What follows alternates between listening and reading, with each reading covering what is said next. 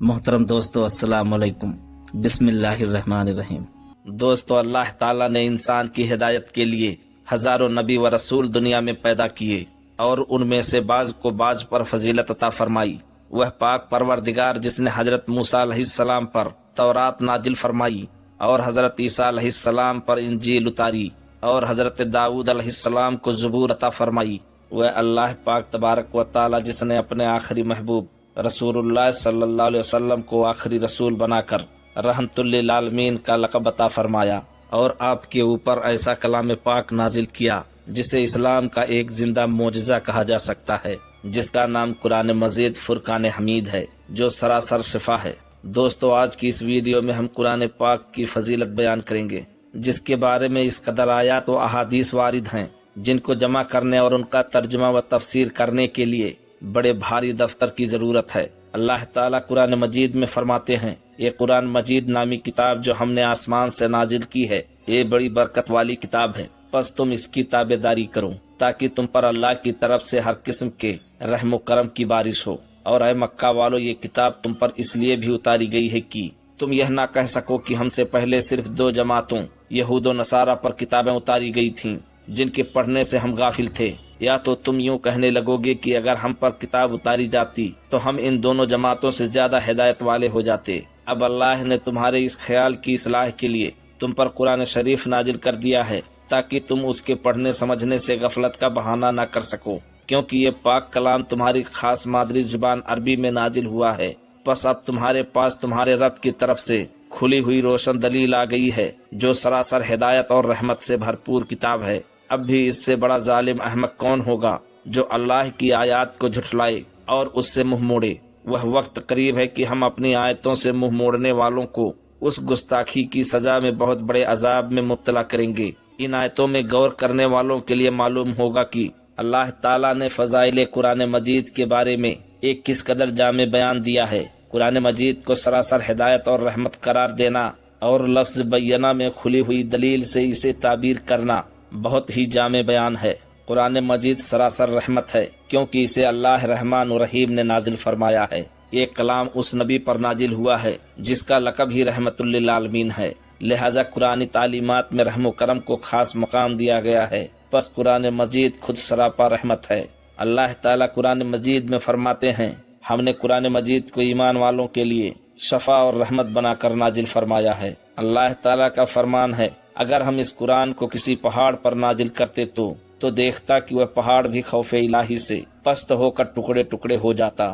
ہم ان مثالوں کو لوگوں کے سامنے اس لیے بیان کرتے ہیں تاکہ وہ غور و فکر کر سکیں، اور یہ قرآن مجید وہ زبردست کتاب ہے جس کی حفاظت کا وعدہ خود اس کے نازل کرنے والے اللہ پاک نے فرمایا ہے۔ بے شک اس کلام کو ہم ہی نے اتارا ہے اور ہم ہی اس کی حفاظت کرنے والے ہیں۔ اس وعدہ کا نتیجہ یہ ہے کہ آج 1400 سال گزرنے کو ہیں مگر قرآن مجید کے ایک حرف میں بھی رد و بدل نہیں ہو سکا۔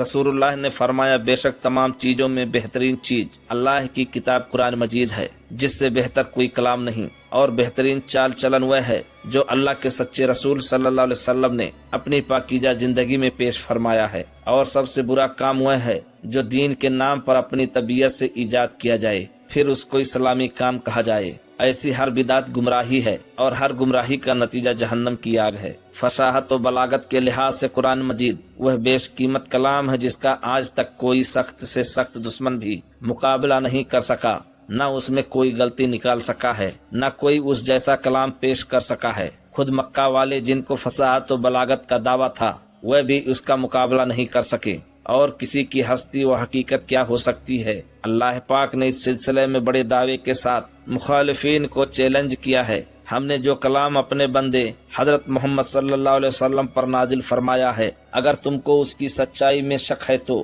تم بھی اس جیسی ایک سورہ بنا لو اور مقابلہ پر پیش کرو۔ آخر تم بھی انسان ہو، فصاحت و بلاغت کے دعوے دار ہو، پھر کیوں اس چیلنج کو قبول نہیں کرتے؟ اور تم کو اختیار ہے کہ اس کام کے لیے اللہ پاک کے سوا اپنے اور دوسرے مددگاروں کو بھی بلا لو۔ بس اگر تم نے ایسا نہ کیا، اور ہم دعوے سے کہہ سکتے ہیں کہ تم ہرگز ایسا کامیاب مقابلہ نہ کر سکو گے، تو اس کی سچائی مان کر دوزخ کی بھڑکتی ہوئی آگ سے بچو، جس کا ایندھن انسان اور پتھر ہیں، جو کافروں کے لیے تیار کی گئی ہے۔ तारीख़ इस्लाम पर 1400 बरस गुजर चुके हैं, जिसके अंदर बड़े बड़े दुश्मनान इस्लाम हर कौम और हर मुल्क और हर मजहब में पैदा होते रहे और आज भी मौजूद हैं, जिन्होंने उल्टे सीधे इस्लाम पर बहुत एतराज़ात किए हैं, मगर कुरान मजीद के उसी चैलेंज का जवाब किसी से ना बन पड़ा और न क़यामत तक बन सकता है। यह वह मुबारक किताब है कि उसकी हिफाजत के लिए न छापे खानों की ज़रूरत है, न कागज़ की, न लिखने वालों की। अल्लाह पाक ने उसकी हिफाजत के लिए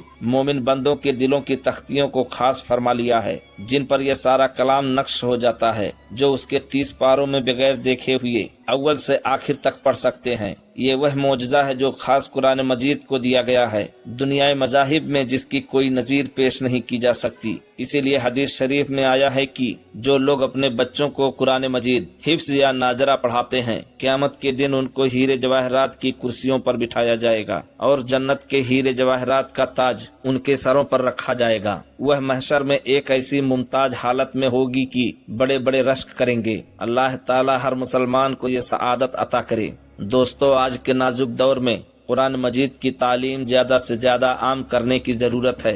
जगह जगह जहाँ भी 2-4 मुसलमान आबाद हैं, उनके लिए कुरान मजीद की तालीम का इंतज़ाम नहायत ज़रूरी है, ताकि उनके बच्चे शुरू ही से इस बाबरकत किताब को पढ़ सकें। गाँव खेड़ों में मसाजिद के इमाम हजरात से यह खिदमत ली जा सकती है, जो महज रज़ाए इलाही के लिए चंद ही रुपयों पर गुजारा करके अपना पूरा वक्त इस खिदमत के लिए दे सकते हैं और दे रहे हैं। कुरान मजीद का हिफ्ज़ कर लेना और भी ज़ायद बरकतों का ज़रिया है, इसलिए हिफ्ज़ वाले बच्चों की ज़्यादा दिलजोई करना चाहिए, ताकि ज़्यादा से ज़्यादा हाफिज़े कुरान पैदा होते रहें। अल्लाह पाक मुसलमानों की ये खिदमत कबूल करे।